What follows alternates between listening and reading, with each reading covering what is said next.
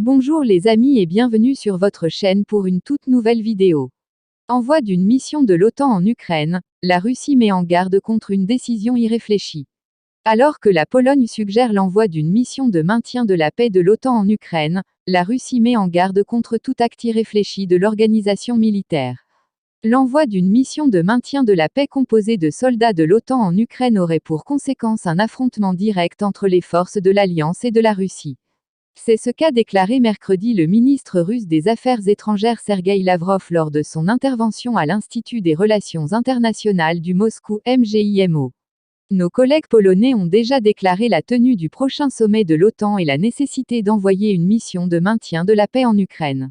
J'espère qu'ils comprennent de quoi il s'agit. On assisterait à un affrontement direct entre les troupes russes et celles de l'OTAN, un affrontement que tout le monde voulait éviter et qui ne devait jamais se produire, a-t-il déclaré.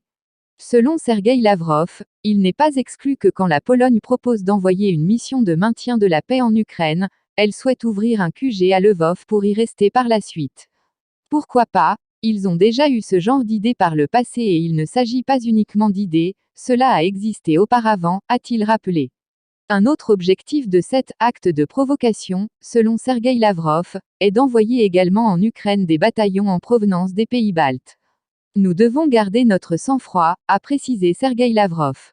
Le chef du gouvernement polonais Mateusz Morawiecki a déclaré plus tôt que l'Ukraine avait le droit d'inviter, qui elle veut, sur son territoire, et notamment une mission de maintien de la paix de l'OTAN. Mateusz Morawiecki a également affirmé que la Russie n'aurait pas le courage d'attaquer l'alliance.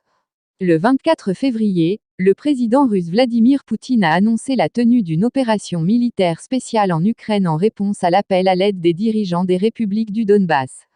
Il a souligné que les projets de Moscou ne comprenaient pas l'occupation des territoires ukrainiens, l'objectif étant la démilitarisation et la dénazification du pays, aussi bien que la lutte contre des bataillons nationalistes néo-nazis directement responsables du génocide des russophones au Donbass.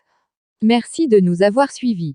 Si vous avez aimé la vidéo, faites-le nous savoir avec un like.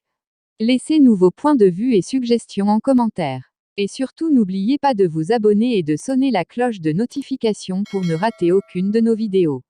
Et n'oubliez pas de partager pour informer encore plus de monde. À plus.